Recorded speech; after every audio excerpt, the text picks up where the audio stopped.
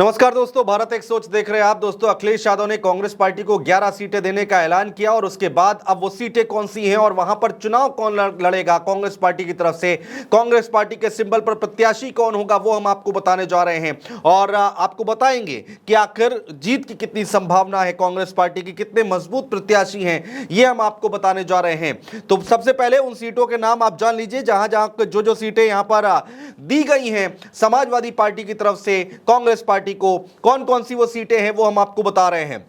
पहली सीट बलिया, जो कि कांग्रेस पार्टी के खाते में जाती दिखाई दे रही है। दूसरी सीट फतेहपुर सीकरी, जहां पर कांग्रेस पार्टी अपना प्रत्याशी लड़ाएगी। रामपुर सीट भी कांग्रेस पार्टी के खाते में जाती दिखाई दे रही है। रामपुर हालांकि समाजवादी पार्टी का गढ़ कहा जाता है, जहां से समाजवादी पार्टी लंबे अरसे से जीतती आई है, वो सीट अब कांग्रेस पार्टी के खाते में जाती दिखाई दे रही है। क्यों, ये भी हम आपको बताएंगे, इसके आगे हम आपको पूरी खबर आपको बताएंगे। चौथी सीट कौन सी है, वो है गोरखपुर के पास महाराजगंज सीट, जो कि कांग्रेस पार्टी जहां से अपना प्रत्याशी उतार सकती है। बाराबंकी सीट, लखनऊ से ज्यादा दूर नहीं है बाराबंकी, जो कि अब कांग्रेस पार्टी अपना प्रत्याशी देने की तैयारी कर रही है। इसके बाद छठी सीट कौन सी है, सुल्तानपुर सीट की अगर बात करें दोस्तों, तो सुल्तानपुर सीट भी कांग्रेस पार्टी अपना प्रत्याशी उतारेगी अपने सिंबल पर। कानपुर सीट, लखनऊ से 80 किलोमीटर दूर है कानपुर, जहां पर भी जो वो सीट भी अब कांग्रेस पार्टी के खाते में जाती दिखाई दे रही है। एक समय में कांग्रेस पार्टी का गढ़ कहा जाता था कानपुर, और एक बार फिर से कानपुर से अपना प्रत्याशी उतारती दिखाई देगी कांग्रेस पार्टी। सहारनपुर सीट की बात करें दोस्तों, तो सहारनपुर सीट भी कांग्रेस पार्टी के खाते में जा रही है, क्योंकि ये कांग्रेस पार्टी की तरफ से कहा गया था कि जो मुस्लिम बहुल इलाके हैं, जहां पर मुस्लिम वोटर्स जो निर्णायक भूमिका में हैं, वो सीटें उनको दी जाएं, और सहारनपुर सीट उसी का एक हिस्सा हो सकती है। नवी सीट कौन सी है, भदोही सीट से भी कांग्रेस पार्टी अपना प्रत्याशी उतारेगी, ऐसी खबरें निकलकर सामने आ रही हैं। और बहराइच सीट की अगर हम बात करें दोस्तों, तो बहराइच सीट भी कांग्रेस पार्टी के खाते में जाती हुई दिखाई दे रही है। अमेठी और रायबरेली गठबंधन हो या ना हो, अखिलेश यादव समाजवादी पार्टी वहां पर प्रत्याशी कभी नहीं देती है। तो ये दो सीटें आप देख लीजिए जहां पर जो कि कांग्रेस पार्टी के खाते में ही रहेंगी, अमेठी और रायबरेली। तो ये है अब तक का सीटों का हाल कि कौन कौन सी सीटें हैं जो कि कांग्रेस पार्टी को अखिलेश यादव ने दी हैं, वहां से कांग्रेस पार्टी अपने सिंबल पर यानी कि अपने प्रत्याशी उतारेगी। अब सवाल ये उठता है दोस्तों कि यहां पर प्रत्याशी कौन होगा, इसका खुलासा भी हम करने जा रहे हैं दोस्तों कि इन सीटों पर कांग्रेस पार्टी किसको अपना प्रत्याशी, अपना चेहरा बना सकती है।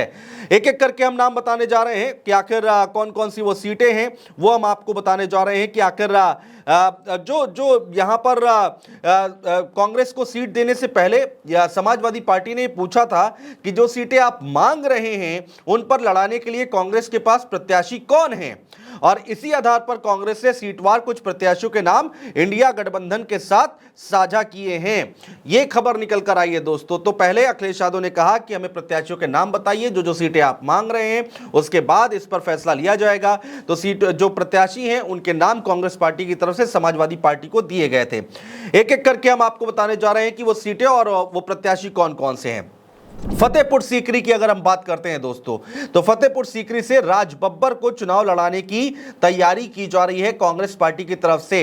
इन केस अगर राज बब्बर फतेहपुर सीकरी से चुनाव नहीं लड़ते हैं या किसी कारण से चुनाव नहीं लड़ाया जाता है, तो दूसरा ऑप्शन कौन सा है, रामनाथ सिकरवार। रामनाथ सिकरवार का नाम दिया गया है। रामनाथ सिकरवार 2022 का विधानसभा चुनाव आगरा की खीरागढ़ सीट से कांग्रेस के टिकट पर लड़कर दूसरे स्थान पर रहे थे, और अब यह कहा जा रहा है कि फतेहपुर सीकरी से या तो राज बब्बर को या फिर रामनाथ सिकरवार को टिकट दिया जा सकता है। अब बात करते हैं दोस्तों कि समाजवादी पार्टी का गढ़ कहा जाता था रामपुर को, और उस सीट पर अब कांग्रेस क्यों यहां पर चुनाव लड़ा रही है। तो रामपुर सीट में आजम खान के चुनाव लड़ने से अयोग्य ठहराए जाने के कारण यह सीट कांग्रेस पार्टी के खाते में जाती दिखाई दे रही है। और अब यहां से कौन उतरेगा, 2 बार की सांसद हैं बेगम नूर बानो, 2 बार की सांसद रह चुकी हैं बेगम नूर बानो, जिनको कांग्रेस पार्टी रामपुर से चुनाव लड़ा सकती है। ऐसी खबरें अंदर खाने से निकलकर आ रही हैं। महाराजगंज, गोरखपुर के पास महाराजगंज जो क्षेत्र है, वहां से किसको चुनाव लड़ाने की तैयारी कर रही है कांग्रेस पार्टी, वो हम आपको बताने जा रहे हैं। कांग्रेस पार्टी की राष्ट्रीय प्रवक्ता है सुप्रिया श्रीनेत, जिनको उतारने की तैयारी कर रही है कांग्रेस पार्टी की महाराजगंज से ये चुनाव लड़ सकती है। हालांकि पिछले चुनाव में भी सुप्रिया श्रीनेत को टिकट दिया गया था, लेकिन वो हार गई थी। अब बात करते हैं लखनऊ से ज्यादा दूर नहीं है बाराबंकी की। बाराबंकी क्षेत्र से कांग्रेस पार्टी किसको मैदान में उतारने जा रही है वो हम आपको बताने जा रहे हैं। यहां से कांग्रेस पार्टी के पूर्व राज्यसभा सांसद हैं पीएल पुनिया।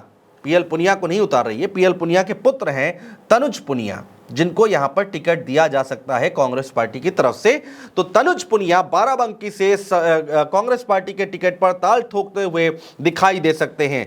अगली सीट कौन सी है दोस्तों? अगली सीट है सुल्तानपुर की। सुल्तानपुर से किसको यहां पर प्रत्याशी बनाया जाएगा? यहां से पूर्व एमएलसी हैं दीपक सिंह, जिनको प्रत्याशी बनाया जा सकता है। अब बात करते हैं दोस्तों सहारनपुर की। सहारनपुर से कौन सांसदी का चुनाव लड़ेगा, किसको टिकट दिया जाएगा कांग्रेस पार्टी की तरफ से? यहां से पूर्व सांसद हैं इमरान मसूद, जिनको चुनाव लड़ाने की तैयारी की जा रही है। चुनाव लड़ने की तैयारी खुद इमरान मसूद बहुत तेजी के साथ कर रहे हैं। पार्टी उनको टिकट देने भी जा रही है, ऐसी खबरें अंदर खाने से आ रही हैं। इमरान मसूद जो कि इससे पहले बीएसपी में थे और अभी कांग्रेस उन्होंने ज्वाइन की है। भदोही की बात करते हैं दोस्तों। भदोही से कौन सा यहां पर टिकट किसको फाइनल किया जा रहा है?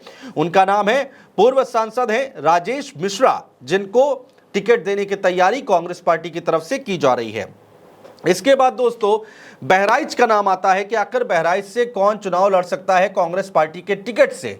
बहराइच से पूर्व सांसद हैं कमल किशोर कमांडो, जिनका नाम सामने आया है। एक और नाम चल रहा है दोस्तों, इन दोनों के बीच में एक और नाम चल रहा है, वो नाम है ललन कुमार। ललन कुमार का नाम भी यहां पर साझा किया गया है। तो दो नाम साझा किए गए हैं समाजवादी पार्टी से, एक है कमल किशोर कमांडो का नाम, दूसरा ललन कुमार का नाम है। हालांकि कमल किशोर कमांडो के लिए कांग्रेस बांसगांव सीट मांग रही है, लेकिन सपा उन्हें ये सीट देने से इनकार कर रही है। सपा तैयार होती दिखाई नहीं दे रही है बांसगांव सीट, जो कि कांग्रेस पार्टी कमल किशोर कमांडो के लिए मांग रही है। तो अब यह कहा जा रहा है कि बहराइच से कमल किशोर कमांडो या फिर ललन कुमार का नाम आगे चल रहा है। इनमें से किसको टिकट मिलेगा ये तो आगे आने वाला वक्त बताएगा। तो ये है कांग्रेस पार्टी की लिस्ट और कांग्रेस पार्टी की सीटें, जो कि उत्तर प्रदेश में 80 लोकसभा सीटें हैं और वहां पर अब इन सीटों से कौन कौन प्रत्याशी लड़ेगा ये हमने आपको बताने की कोशिश की है। संभावित नाम है जो लिस्ट साझा की गई है, उसके आधार पर हम आपको बता रहे हैं। इनमें से ज्यादातर नाम आपको जब लिस्ट फाइनल होगी, जब आधिकारिक बयान निकलकर सामने आएगा कांग्रेस पार्टी का, तो उसमें दिखाई जरूर देंगे। बहुत शुक्रिया दोस्तों।